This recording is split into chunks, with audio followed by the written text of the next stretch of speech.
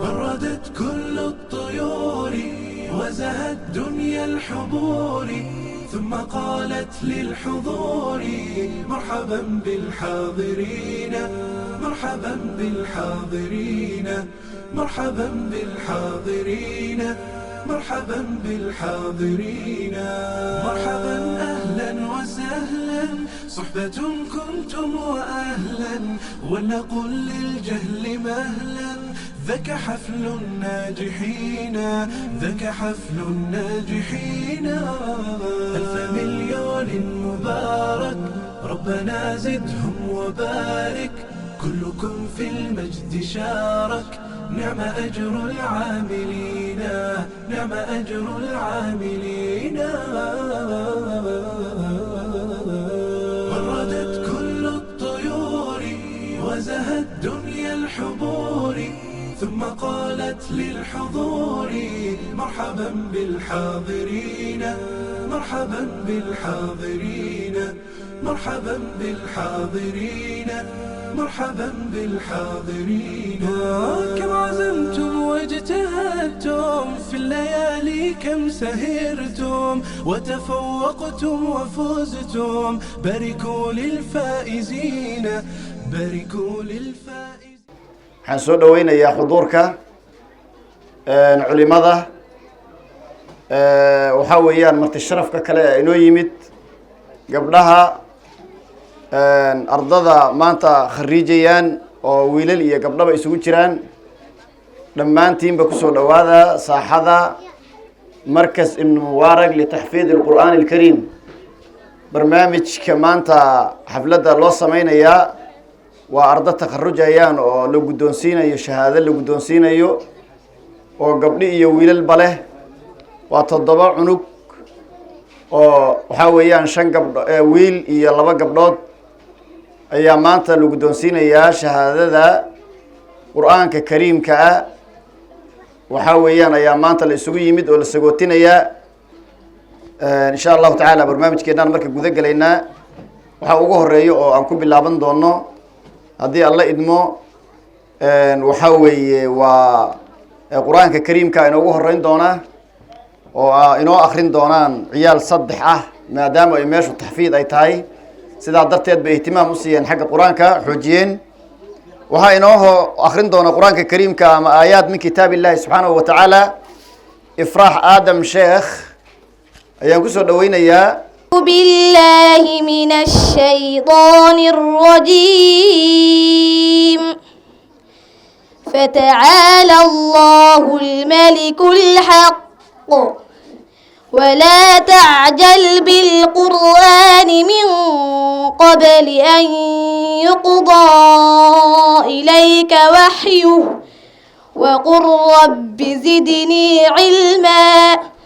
ولقد عهدنا إلى آدم من قبل فنسي ولم نجد له عزما وإذ قلنا للملائكة اسجدوا لآدم فسجدوا إلا إبليس أبى فقلنا يا آدم إن هذا عدو لك ولزوجك فلا يخرجنكما من الجنة فتشقى إن لك ألا تجوع فيها ولا تعرى وأنك لا تظمأ فيها ولا تضحى فوسوس إليه الشيطان قال يا آدم هل أدلك على شجرة الخلد وملك لا يبلى فأكلا منها فبدت لهما سوآتهما وطفقا يخصفان عليهما من ورق الجنة وعصى آدم ربه فغوى فجعلهم جذاذا إلا كبيرا لهم لعلهم إليه يرجعون قالوا من فعل هذا بآلهتنا إنه لمن الظالمين قالوا سمعنا فتى يذكرهم يقال له إبراهيم قالوا فأتوا به على أعين الناس لعلهم يشهدون قال بل فعله كبيرهم هذا فاسألوهم إن كانوا ينطقون فرجعوا إلى أنفسهم فقالوا إنكم أنتم الظالمون ثم نكسوا على رؤوسهم لقد علمت ما هؤلاء ينطقون قال أفتعبدون من دون الله ما لا ينفعكم شيئا ولا يضركم أف لكم ولما تعبدون من دون الله أفلا تعقلون أعوذ بالله من الشيطان الرجيم أفرأيت الذي كفر بآياتنا وقال لأوتين مالا وولدا أطلع الغيب أم اتخذ عند الرحمن عهدا كلا سنكتب ما يقول ونمد له من العذاب مدا ونرثه ما يقول ويأتينا فردا واتخذوا من دون الله آلهة ليكونوا لهم عزا كلا سيكفرون بعبادتهم ويكونون عليهم ضدا ألم تر أنا أرسلنا الشياطين على الكافرين تهزهم أزا فلا تعجل عليهم إنما نعد لهم عدا يوم نحشر المتقين إلى الرحمن وفدا ونسوق المجرمين إلى جهنم وردا لا يملكون الشفاعة إلا من اتخذ عند الرحمن عهدا. قرآنك إنه آخرين صدح ذا عيالك وحوات الصالح ومثال هان بالإيدين تسيي قرآنك بياخرنا يعني مع التجويد يجوا وحويان تجويد كنا قدر أيه تطبيقين هي أي قرآنك آخرنا يعني مركا وتصالح كل اللي ما صوّد بديه كرار ضدًا وقت كان سامحينين مركا والدين توين السيدا وقادان ومتقنا يساء فهمان ما شاء الله مركز مبارك اللي يجوا إلهي سبحانه وتعالى وقاضي وبركيسين هاي معلمين توضبها شيخ حسن خليف وحويان ومؤسس كمركز كان مركز كلا جرو وحويان وكانوا فرع كي هاي وكون سيدا دكتين إلهي سبحانه وتعالى قعنتي سبركي ماشي وفرابا ويبركوا بيسا بارك الله فيك وجزاك الله خير إن مبارك والله بحيب إلهي وبركي هذا وحنسود أوين يا كلمة ترحيبة وحويان وسود أوين والدين تا علماء مرتشرف كالوسود أوين أيو وحنا ينو آخرين دونا معلن إدريس معلن أحمد آدم فليتفضل مشكورا مجزيا. الحمد لله جليل النعم باعث الهمم ذي الجود والكرم جعل لأهل القرآن ميزة وأي ميزة ومنزلة رفيعة علية ثم الصلاة والسلام أتامان الأكملان على خير البرية وأزكى البشرية محمد بن عبد الله صلى الله عليه وعلى آله وصحبه وسلم. أما بعد، ضيوفنا الكرام أحييكم باسمي وباسم الإدارة المركز فرع ابن المبارك لتحفيظ القرآن الكريم وتربية الإسلامية بتحية من القلب يضيب شداها مسكا وريحانا وتحمل في طياتها حبا ووفاء، ألا وهي السلام عليكم ورحمة الله وبركاته. أما بعد، نرحب بكل الحضور، طبتم وطاب ممشاكم فحضوركم شرف لنا ويضفي على حفلنا أنسا وسرورا، فبارك الله في مسعاكم وجعل الجنة مثوانا ومثواكم، لبيتم الدعوة فازددنا بوجودكم نورا وسرورا. أهلا وسهلا ومرحبا بكم مرة ثانية. وختاما أشكركم على حسن أسماعكم وحضوركم لهذه الجلسة العطرة، ونشكر من ساهم وشمر لنحقق هدفا منشور. فالسلام عليكم ورحمة الله تعالى وبركاته. waxaa kaleeto hadda qaybtaasu waxaa weeyaan qaybihii qur-aanka iyo kelimada tarxiibka kadib waxaan usoo gudbaynaa waxa la yidhahdaa almutuun, xifdu almutuun. meeshan keliya laguma barto qur-aanka oo keliya, sida meesha igu qoran kitaabo ayaa meesha lagu bartaa oo lagu xifdiyaa. waalidka waxaa laga yaabaa keliya inay u xisaabsan tahay cunugaaga qur-aan unbuu kuu bartaayo qur-aanka keliya inay u xisaabsan tahay, laakiin halkan waxaa ka muuqda waa ka gedisan tahay, arrintu waa ka weyn tahay. xifd الqur'aan waa ka weyn tahay, kitaabo iyo waxaa weeyaan ayaa halkan lagu bartaay oo lagu xifdiyaa. waxaan hadda soo gaaray marka kitaabtaas, waxaan usoo yeedhayaa majmuuca min albaniin walbanaat, wiilal iyo gabdho ayaan usoo yeedhayaa oo akrin doona kitaabka tuxfat اlatfaal. يقول راجي رحمة الغفور دوما سليمان والجمزوري الحمد لله مصليا على محمد وآله ومن تله، وبعد وعظ النام للمريد في النون والتنوين والمدود، سميته بتحفة الأطفال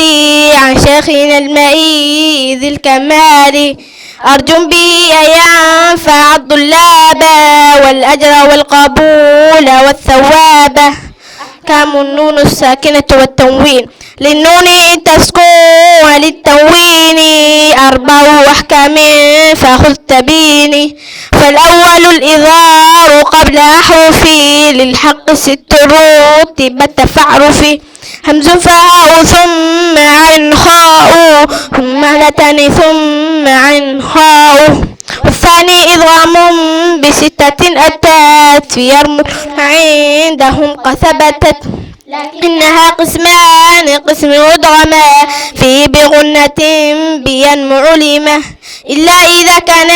بكلمة فلا تدغم الدنيا ثم سن وننتله، والثاني إضغام بغير غنة في اللام ورا ثم كررن، والثالث الإقلاب عند الباء من بنب غنة مع الإخفاء، والرابع الإخفاء عند الفضل من الحروف واجب للفضل، من همسة بعد 10 رمزها في كلمة هذا البيت قد ضمنتها، ذاتنا كم جاد شخص قد سماد طيب بزت فيه تقطع ظالمة، حكم اللام والنون مشددتين وغنى مما ثم نون شددا، وسمي كل حرف غنة بدا. hadda inay dhameeyaan bay sigeenba, annagu ba hadda ka joojinay mooyeen. marka waad arkaysaan qaabka oo weliba aan laxni ku jirin oo istaag ku jirin oo ay akrinayaan. waa kitaab dhan oo min culuum alqur'aan ah oo cilmiga tajwiidka ku saabsan ayay akrinayaan. waxaa weeyaan qodobka labaad in hadda soo gaadhnay waa isaguna oo mutuunta ku saabsan, waa kitaabka loo yaqaano arjuuz almiiya oo ka warrami doona taariikhdii iyo waxaa weeyaan siiradii nabiga calayhi salaatu wassalaam ka sheekayn doona. oo ilmaha halkan waxaa lagu baraya yani siiradii rasuulka sala allahu calayhi wasalam, hadday asaga tahay, hadday ilmihiisi yihiin, hadday zawjaadkiisi tahay, hadday ghazawaadkii iyo duulaamadii uu galay ay yihiin, ayay mataqaanay halkan ku bartaan. marka haddana waxaan soo dhaweynayaa majmuuca oo min albaniin walbanaat ah, gabdho iyo wiilal أي آخرين دونا واسطة يقرن. الحمد لله القديم الباري ثم صلاته على المختار وبعد وكثيرة الرسول منظومة مجاسة الفصول أريد في عاشي فضيلي ربيع الأول عام الفيل لكنما المشهور ثاني عشر يوم اثني طلوع فجر ووفق 20 من نسانا وقبله حينو أبي حانا وبعد عمني غدا فضيما جاءت به مرضيعه سليما حليمة لأمي وعادت بي لأهلها كما أرادت فبعد شهرين شقاق بطنه وقيل بعد 4 من سنه وبعد 16 رجائي وفاة أمه على الأبواء وجده من أبي عبد المطلب بعد 8 مات من غير كذب ثم أبو طالب نعم كفال خدمته ثم إلى الشام رحل ولك بعد عام 12 من أمري بريح مشتى وكتاب موجز للسوق بيسير رسولك عليه الصلاة والسلام حقنا وحكتجين معلمين ترونتي والدلال كان كوب بحيين أو حفظيين متونتن أما تحفة الأطفال هذا أما هالنقطة الجزء المئية وحويان إلهي سبحانه وتعالى ما هذا كجارسيو أجرها كسيو رونتي الدلال أن عاديين بكوب بحيين دلال أن عادي هين أي كوب بحيين قابك حفظي قوضة يلحني لعنتا هي قابك يحفظيين عادي ما بارك الله فيكم وجزاكم الله خير قضب صدحات بهدنا جراء أو يجونا كتابة المها ماشى لقو برا والدينتها أوجادان إني متقنا ماشى قرآن أن لقو برنين كليا واحد يحكرتا waxa ay mataqaana kharashaadka ay ka bixiyaan inay tahay qaybta quraanka laakiin aynan kharash ku bixinin kitaabtan iyo mutuuntan la xifdinayo inta leeg qodobka saddexaad marka waxa weeye waa arkaanu salaad waa fiqi ayaa halka lagu baraa waxayna akhrin doonaan arkaanu salaad oo su'aal iyo jawaab ah الصلاة وهي الإسلام والعقل والتمييز والطهارة وإزالة النجاسة وستر العورة ودخول الوقت واستقبال القبلة والنية. الشرط الأول الإسلام وضده الكفر ولا تقبل الصلاة إلا من مسلم والكافر عمله مردود ولو عمل أي عمل. قال الله تعالى وقدمنا إلى ما عملوا من عمل فجعلناه هباء منثورا. الشرط الثاني العقل وضده الجنون والمجنون مرفوع عنه القلم حتى يفيق. والدليل الحديث رفع القلم عن 3 النائم حتى يستيقظ والمجنون حتى يفيق والصغير حتى يبلغ. الشرط الثالث التمييز وضده الصغر وحده 7 سنين ثم يؤمر بالصلاة لقوله صلى الله عليه وسلم مروا وبناكم بالصلاة ل7 واضربوهم عليها ل10 وفرقوا بينهم في المضاجع. الشرط الرابع الطهارة وهو الوضوء المعروف وموجبه الحدث وفروضه 6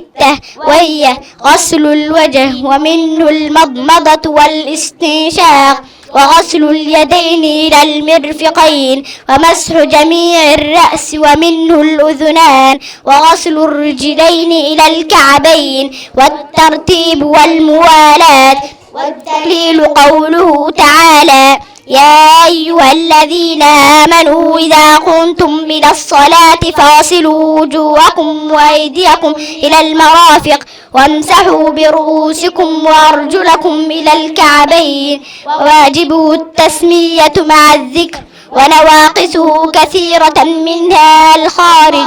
من السبيلين من بول أو غائط أو ريح أو غير ذلك، وزوال العقل بنوم أو غيره، ولمس الفرج بشهوة باليد مباشرة، وأكل اللحم الإبل. الشرط الخامس إزالة النجاسة من ثلاث من البدن والثوب والمكان، والدليل قوله تعالى وثيابك فطهر. الشرط السادس ستر العورة. أجمع العلماء على فساد الصلاة ما صلى عريانا وهو يقدر، وحد عورة الرجل من السرة إلى الركبة، والحرة كلها عورة إلا وجهها في الصلاة. والدليل قوله تعالى يا بني آدم خذوا زينتكم عند كل مسجد أي عند كل صلاة. الشرط السابع طول الوقت. أوقات الصلوات المفروضة 5 في كل يوم وليلة. وقت الصلاة الصبح من طلوع الفجر صادق إلى طلوع الشمس، ووقت الصلاة الظهر من زوال الشمس إلى أن يصير ظل كل شيء مثله. ووقت الصلاة العصر ووقت الظهر إلى غروب الشمس. ووقت الصلاة المغرب من غروب الشمس إلى مغيب الشفق الأحمر. ووقت الصلاة المشاء من مغيب الشفق الأحمر إلى طلوع الفجر. والدليل قوله تعالى إن الصلاة كانت على المؤمنين كتابا موقوتا، أي مفروضا في الأوقات. الشرط الثامن استقبال القبلة. والدليل قوله تعالى قد نرى تقلب وجهك في السماء فلنولينك قبلة ترضاها فول وجهك شطر المسجد الحرام وحيث ما كنتم فولوا وجوهكم شطره. الشرط التاسع النية، ومحلها القلب، والتلفظ بها بدعة. والدليل الحديث إنما الأعمال بالنيات وإنما لكل امرئ ما نوى. سؤال كم أركان الصلاة وما هي؟ جواب وأركان الصلاة 14 ركنا، وهي القيام مع القدرة، وتكبيرة الإحرام، وقراءة الفاتحة، والركوع والرفع منه، والسجود على 7 الأعضاء، والجلوس بين سجدتين، والطمأنينة في جميع الأركان، والترتيب بين الأركان، والتشهد الأخير، والجلوس له، والصلاة على النبي صلى الله عليه وسلم،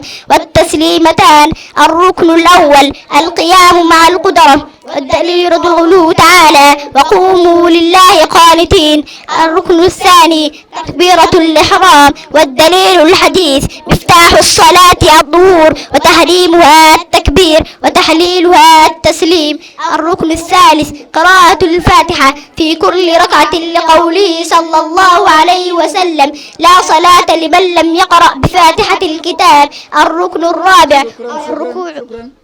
haddii meesha lagu barto qur-aanka kariimka iyo mutuunta kala duwan sida siiradii nabiga calayhi salaatu wasalaam, cilmigii tajwiidka oo min culuumi lqur'aan ka mid a, fiqigii ood hadda arkayseen oo ilmaha akrinayeen. haddana intaa waxaa sii dheer caqiidada iyo tawxiidka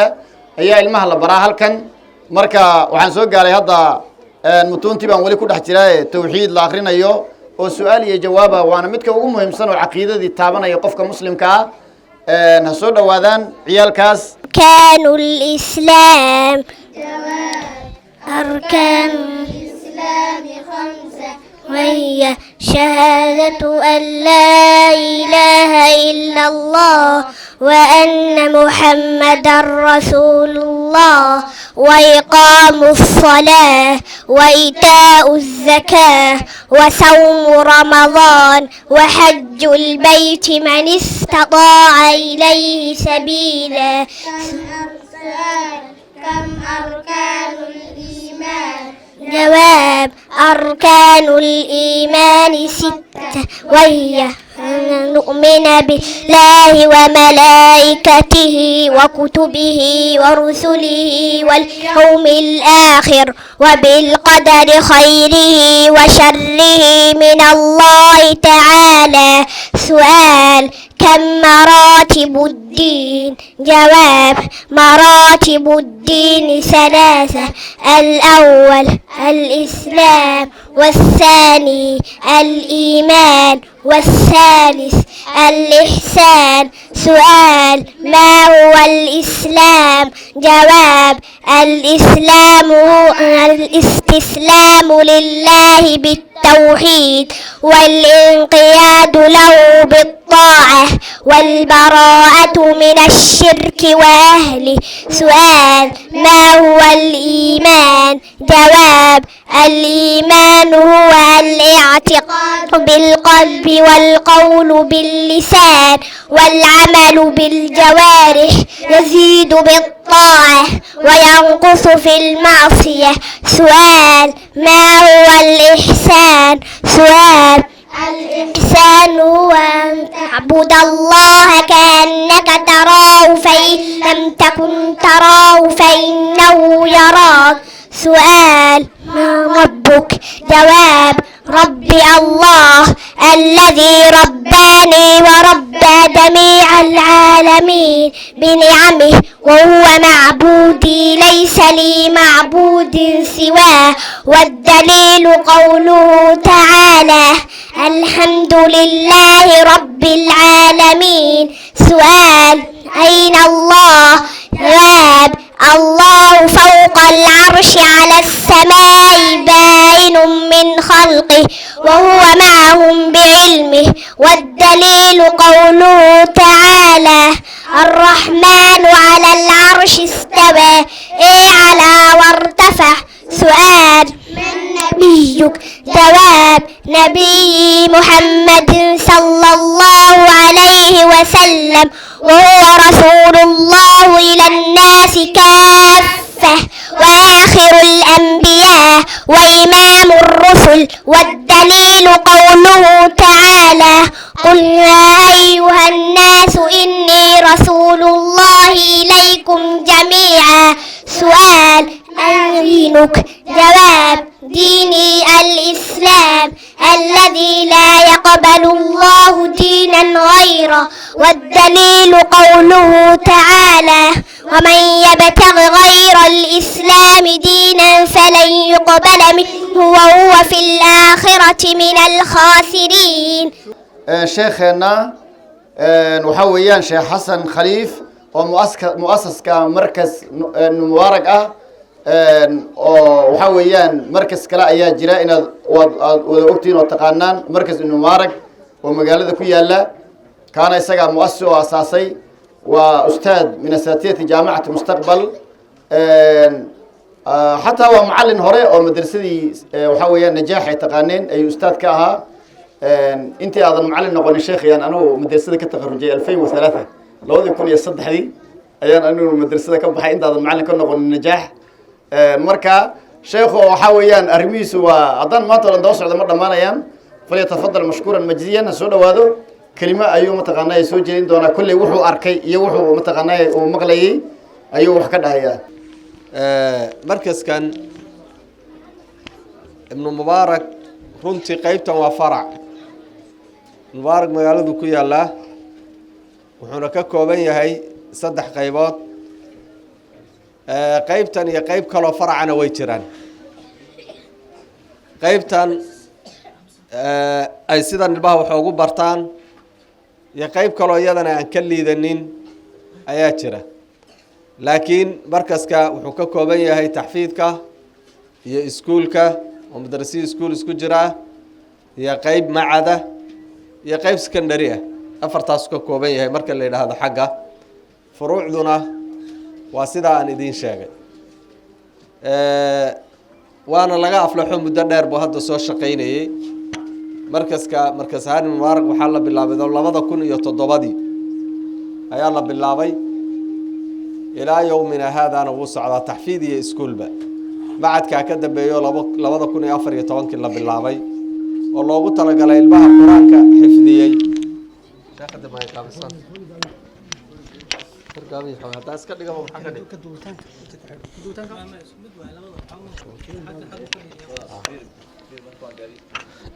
runtii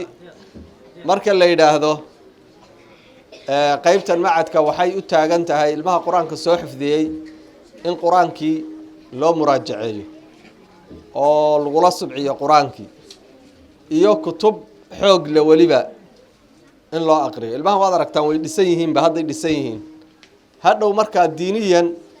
hor haddii loo sii wado meel fog bay tegi karaan culimo waaweyn bay noqon karaan marka jazaakum allahu khayran markaska marka muddadaas soo shaqaynayay tacliintana guulo fara badan buu ka soo hoyeeyey hadduu iskuulka yahay iyo hadduu taxfiidka yahay intaba guulo badan buu ka keenay waxaan rajaynayaa ummadda inuu usii adeego waxa muhimka waxaa weeye qofka muslimka waxaa la rabaa un raad inuu ka tago adduunyo horta way dhammaan adduunyo kasta way iska dhammaataa wax kasta haddii lagu siiyo dhaqaalo kasta haddii lagu siiyo waad ka dhiman ama uu khasaari uu dhammaan laakiin cilmiga iyo tacliinta iyo waxbarista dadka oo la soo saaro way soconoo mujtamacii bay islaax u tahay sii hagaajinaysaa intaas waa intaa qaybtan hadda aan dhex fadhino codsigeeda waxaa lahaa sheekh axmed baa lahaa runtii khayr alla ha siiyo iyadana waxaan u malaynayaa 2000 iyo sheekh axmed goormay maya 2011 meelahaas ahayd qiyaasta marka sheekha iyo 12 midayd ma xasuustiye sheekha codsigeeda lahaa yiri ilaa aan xaafadda naloo keeno farac meelo badan baa laga codsaday markaas laakiin sheekh baan ugu daba dhagoon naga fuqi waayay sababta aan meeshan u keenay sidaas uu ahaa isagana uu ka faa'iideystay oo caruurtiisu way ka baxeen hadda kuwa awow u yahay u jooga awownimo hadda ku fadhiyaa meesha marka khayr Allah ha siiyo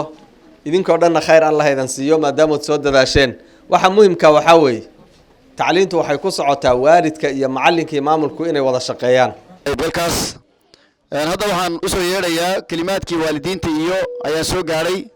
oo iyaguna kalimaad soo jeedin doona waxaana ka mid ah sheekh Ahmed Maxamed Sheikhul Qariya ayaa soo dhaweynayaa oo muassaskii markaskana ah Sheekh Xasan baa ka sheekeeyay waqtigii la asaasay dugsigan laakiin waxaan idin sheegayaa markii aan sheekha u tagay dugsiga weyn ee xagga aad tageen meeshan dugsiga looga dhiga faraca iskama tagin nin iska tagay oo niman meel joogo isaga tagay maanan ahayn waxay dhigayaan quality-giisan ogaa dugsiga ay dhigayaan quraanka ay dhigayaan isagu kulliyatul quraan ka soo baxay sheekhu marka quraankiisan ogaa quruxda quraankiisan ogaa saasaan u aadoon meesha farac noo geeya markaas wuxuu yiri faraca waan geenaynaa idina soo camira dhulkiina soo hel dhulkii markii aan soo helay ay meeshii saan ku yimaadeen ayaanu dugsiga dad yar ku aasaasnay oo aniga caruurtidii koow ka ahayd dad yar baanu ku aasaasnay haddana maanta waa ka waa u jeedaan intaasoo 100 baa ka baxday horta taariikhdu saas u ahaa dugsigu laakiin mid baan idin sheegayaa aad looga faa'iideysto wixii aan u keenay wuxuu ahaa in laga faa'iideysto ninkii 3 ilmood ama 4 ilmood uga baxdaa waa naajix wuu guuleysanayaa marka waxa weeyaan waxaa ka hadlay sheekha ka wada hadlay waxaan idin sheegayaa hal iska rabtaaga ilmihiina waxa weeyaan haweenku ilmahay diyaariyaan oo keenaan oo nadaafada siiyaan oo cuntada siiyaan oo kiciyaan rugniga u weyn waa haweenka waa macallimiinta iyo haweenka macallinkuna markii loo keeno waxa la rabaa inuu sida hadda cilmiga ay ka soo saareen ay gacanta ku qabtaan oo si hagar la'aana oo wanaagsan ay uga soo baxaan hadda odayga isaga biilka baa laga rabaa soo biilka reerka u bixiyo baa wax yar ee meesha ku qorno in uu bixiyo laga rabaa mas'uuliyadda waxa iska leh haweenka qof kastaaba ilmahaaga waa u jeedaa meeshaas aad ka dhaalacaneysaan wixii ay hor keeneen caruurtu diin ah idinku waxa laga yaabaa dadku inuu saa wada garanine furuucda diinta oo dhan baa laga wada hadlay tawxiidkii baa laga hadlay qiraayaadkii baa laga hadlay kitaabadii baa laga hadlay waxaan laga hadlay ma jiro marka waxaan rabaa dadka deriska ah iyo xaafadu inay ka faa'iideystaan oo sidaan u hawl galay uga faa'iideystaan oo macallimiintaas waxay dhigayaan cilmiga ay dhigayaan laga faa'iideysto ilmaha meesha ka baxa ay ka qalin jabiya isagoo sheekhu tagi isagoo macallimiin bay ka noqonayaan haddaanu mid yaroon dhalay macallimiinad bay ka tahay kamayna dhiganin macallimiin way u yeedhaanoo waxay intay dhowr jeer quraanka dhamaystay bay ku dhex jirtaa iskoolkiina way diiday ma rabay iskool sheekhad baa noqon halkan bay ku dhex jirtaa og yahay Mustafa way ka soo carartay iskoolku way ka soo carartay hudlan u geeyay marka waxaa la rabaa waxaa u macaanaaday diintu u macaanaatay aba waxay igu tiri waaba ma waajib bayna iskool aan dhigta inaan diinta bartaa waa waajib bay igu tiri anaaba naxayba waxaan tan waaba le nooc ciqaabi marka waxaa la rabaa marka caruurta in la isgarab taago caruurta in la isgarab taago meesha maanta ay ka gudbayaan waa meesha ay cilmigaas ay uga gudbayaan weeye midna waaba la soo ogaaday caruurtii iskoolada ka baxday ee jaamacadaha dhameysay wiilal iyo gabdhaba guryahay joogaan horta saa ma la socotaan shaqo way leeyihiin caruurtii madarasooyinka dhameysay quraankana taxfiidisay kulli waa macallimiin gabdhihii iyo wiilashiiba waaba la isgaarsiin leeyahay nin sheekha maandhow wuxuu igu yidhi oo dugsi weyn oo kan oo kalaa leh oo meel xafladiisa tagnaa wuxuu igu yidhi macallin hal macallin baan lanahay oo lacag badan siino oo sidaan rabno wax u yaqaanaan lanahay buu marka horta ninkii raba inuu adduunyo ku helana waaba iyadaaba maba waayaba marka waxaa la idinka rabaa inaynu isgarab taagno macallimiinta oo aynu xuquuqdooda ilaalino oo aynu u diyaar garowno oo waryaa ma aadi dugsigii war dugsi saaka meelan tagin in ilmaha la oran waxaan bartay ilmahaas macallinka lagu sheegi hadda tag wada macallinkan ku sheegi hadday qol hadday maamadu mar hadday tira macallinkan ku sheegi ama aaban ku sheegi ilmaheedu inuu wax barto ma rabto waa inay iyadu gacanteeda ku geyso oo gacanteeda ku maamusho السلام عليكم waalidiintan wali ku dhex jira marka waxaa ii soo xiga oo kelimo aan siinaynaa sheekh halkan ila joogo waalidiintana ka mid ah sheekh Cabdullaahi Maxamuud soo dhawaado falyatafadal mashkuuran majziyan soo dhawow wixii aad aragtay oo maqashay inaad wax ka tiraa marka runtii waalidka maanta ilmahooda kitaabka Ilaahay nooca u akhrinayaan fiqigiisa u akhrinayaan arkaanu salaad shuruudu salaad توحيد أنا حبك التجين معلمين تبرتي جود قاعد بحسي إدارة ابن المبارك معلنا هاي جزاكم الله خيرا وبارك الله فيكم إلى هنا بركيه ميزان كنا حسنا الله يدود درو ذلك جود قاعد بحسين وحنا مر الناس قال وحكوا قرن وفوج جي تطبعات يحقق الجميع مركز ابن المبارك فرعا بولا مصالاني فرنتي شيخ مصطفى إلى يعزيه الله بركيه aad baan ugu faraxsanahay haddii aan nahay waalidiintii dadaalka iyo juhdiga ay bixiyeen waxaan ka codsanaynaa inay sii laabaan oo meesha maanta aan joogno meel ka fiican aan sii gaarnaan ka codsanaynaa oo dadaalka ay laabaan ayuu Ilaahay subhanahu wa ta'ala dartii diinta Ilaahay u baray inay gudbiyaan u doonaayo khayrukum man ta'allama al-qur'ana ay xadiiskaas ku dhaqmaayo Ilaahay ina barakeeyo miisaan xasan Allah inuu daro waalidkana waxaan leeyahay haddii aan hay waalidiintii Soomaaliya ku maaday waxa la gamca wadiid wax ku gooyaan hal qof wax ma qaban karo waxa loo baahan yahay inaan garab istaagno macallimiinteena iyo idaaradda iyo maamulkaas sidii ilmaheen ay meel ku gaari lahaayeen qof walba ilmaha maanta haduu qalin jibin bari uu qalin jibinaya marka waxa loo baahan yahay hadda waxa mid ka dhalan doona mustaqbalka sidii uu meeshan maalmaha kamida haduu yahay ku gaarsiin cimriga uu qalin jibin adu keenayd ku xisaabtan adduunyadana maanta ilmaha hadaan la tarbiyeynin oo la ilaalinin oo macallimiintii walda isku xidhnaan waxa la baranay fitinta fara badan fisaad fara badan baa jira waa aragteen social media waxa la jira hooyo walba gurigeeda waxa yaal telefoon weyn TV baa yaala ilmaha waxa loo baahan yahay waalid inaan ka ilaalino wixii dib u keenayo maskaxdooda iyo xifdigooda iyo diinta ay baranayaan ilmaha bedelkii telefoonka u dhiibta aad ku mashquulin lahayd wax badan uu ka fiirsan lahaa quraan inta u saarto quraanka dhageysadhe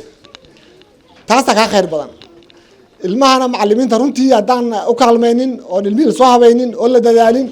meel lama gaadhayo marka waalidka waxaan ka codsanaynaa inay dadaalaan oo judi ayagana si laabaan si aan u noqono meel barakaysan oo ilmaheeni wax nagu bartaan kuwa jooga iyo kuwa iman doona insha Allah bidnillah kariim mid kale waxa jira waxa loo baahan yahay waxa markiiskan macallimiintan joogto duruuf bay leeyihiin dan bay leeyihiin danta ay leeyihiin nin walba reer buu biisha danaga xawaajka yasuwaysa adiga mashquulka saakaad ka jira inuu gurigiisa ka jira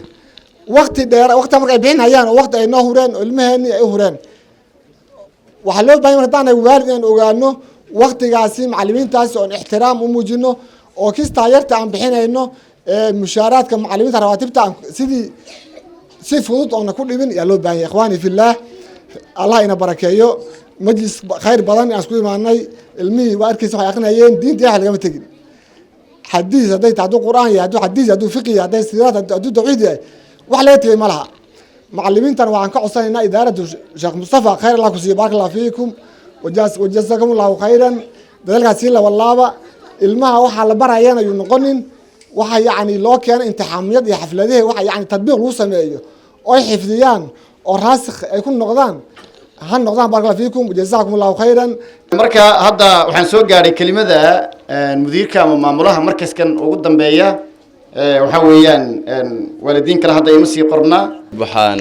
u mahad celinaynaa dhammaan annagoo aniga iyo inta markaska ka shaqaysa macallimiinta iyo maamul iyo idaaro kulli waalidiintaan u mahad celinaynaa anuu afkooda ku hadlahaya waad mahadsantihiin saad u soo aqbasheen yeeritaanka uga soo qayb qaadateen baaraka allahu fiikum jazaakum allahu khayran ilaahay hadan barakeeyo ilaahayna miisaanka xasanaadka idinku daro wax kelimada hadda aan soo diyaarsaday ma leha maadaama waqtigii uu ramadaanna lagu jiro dibna aan u dhacno ta'akhur badan iska jiro inaan hadda kelimo dheer aan sii galo ma rabo insha allahu tacaala waad arkayseen juhdiga anaga intaa unbuu ahaa waxaan u malayn bini aadam haddee kolley dhaliil laga waayi mahayo inta karaanka annaga meeshan waan soo gaadhisiinay halkaas weeye alxamdulilah idinna waad ku mahadsan tihiin garab istaankiin mar kastana waan u baahannahay inaadna garab istaagtaan waalidiinta muxuu ahaa kama maarano waa midigtaanada waxaan aad iyo aad idinka codsanaynaa inaad na garab istaagtaan oo hadday aad dhaliil aragtaan lafteeda noo soo gudbisaan wixii wanaagsan oo aan wadnana insha allahu tacala nala garab qabataan tala iyo tabar iyo tusaale intaba waa idinka baahannahay far keliya foolma maydhaa la yidhi muxuu ahaa macallimiinta dadaalkooda muxuu ahaa haddii aanan lagu kabin dadaalka waalidka meel dheer ma gaarahayo waan ogsoonnahay kulligeenba marka qur-aanka waxaa la rabaa in laga warhayo in la xifdiyo hadda waad xifdeen alxamdulilah waad xifdeen laakiin waxaa loo baahan yahay inaynan fakinin oon qur-aanka inan sii daynin lambar labo inaad ku dhaqantaan ood ku camal fashaan la mid ma tihid ilaahay baa kuu doortay subxaanahu wa tacaala inaad kitaabkiisa qur-aanka aada xifdido marka waxaad haysataa nicmo aada u weyn nicmadaa ilaahay baa kuu doortay ilaahay subxaana wa tacaala wuxuu kaa dhigay muslim buu kaa dhigay haddana muslimnimadii yuu kugu fadli dheeraada kugu sii daray oo wuxuu kaa dhigay xaafidu qur'aan marka dadka waad ka sarraysaa waa inaad hoos ugu noqonin kuwa kaa hooseeya waa inaad hoos ugu noqonin waxaa la rabaa mansiladu ilaahay ku dejiyey inaad joogto qur-aanka ka warhay ku dhaqan ku camalfal dhaqankiisa ha lagaa helo suluugaada socodkaada muxuu ahaa hadalkaada nin culimaa tahay gabadh culimaa tahay wiil culimaa tahay marka hadda laga bilaabo culimaa tihiin insha allahu tacaala taa ku dadaala waan xifdinay hadhihina oo waan ka tagnay ma jirto waa dembi weyn dembi kabaa'irtu ka mid yahay kabaa'ir ka mid dembi kabiira way qur-aanka ruuxa sii daaya soomaalida horena soomaalida waxay dhihi jireen kutub xoor bay dhihi jireen taasna kuwa ardaastan kula dardaarmahayaa ardada kale waxaan isna kula dardaarmaynaa bil baan isma ognahay insha allahu tacaala bisha ramadaan intaas laftiisa qur-aanka in laga warhayo ardayga la kontaroolo meeshuu marahayo iyo socodkiisa aad ka warhaysaan insha allahu tacaala awal hore waan wada celcelinaynay hadda idinkaan idinku sii daynay bal intaasaan leenahay cibaadadiina u faaruqdiina oo ramadaanka ilaahi subxana wa tacaala kuwii ka faa'idaystay allaha naga dhige iyagana insha allahu tacaala hayar nastaan oo isu nasatiina marka qur-aanka hala ogaado ardayda hala ogaado caruurta hala ogaado ha laga warhayo dhammaantiin soo dhowaada reer ibn mubaarak markaska insha allahu tacaala allah ka yeelo markas barakaysan khayrkiisana allah badiyo rabbana aatina fi dunya xasana وفي الآخرة حسنة وقنا عذاب النار إلهي سبحانه وتعالى بشهر رمضان نسوق قرسيي سي خيرها النوو ختمه سي وناكسن النوو ختمه كوي كفا إذا يستاء وحاويان أجري الثواب كلا قلبضاء إلهي سبحانه وتعالى ينقدقو لما أنتم بسود وهذا بارك الله فيكم وجزاكم الله خير كلا ضمبه إن شاء الله تعالى هي حفلتنا وكلاء وسيدنا وكلاء الله وحدا ابن مبارك رجينا إن شاء الله تعالى إن مركل كلنا بارك الله فيكم وجزاكم الله خير لما أنتم والسلام عليكم ورحمة الله وبركاته. ثم قالت للحضور مرحبا بالحاضرين مرحبا بالحاضرين مرحبا بالحاضرين مرحبا بالحاضرين في جنان الخلد نلقى بعضنا والله يرضى وإلى الفردوس نرقى في ثناء المرسلين في ثناء المرسلين وردت كل الطيور وزهت دنيا الحبور ثم قالت للحضور مرحبا بالحاضرين مرحبا بالحاضرين مرحبا بالحاضرين مرحبا بالحاضرين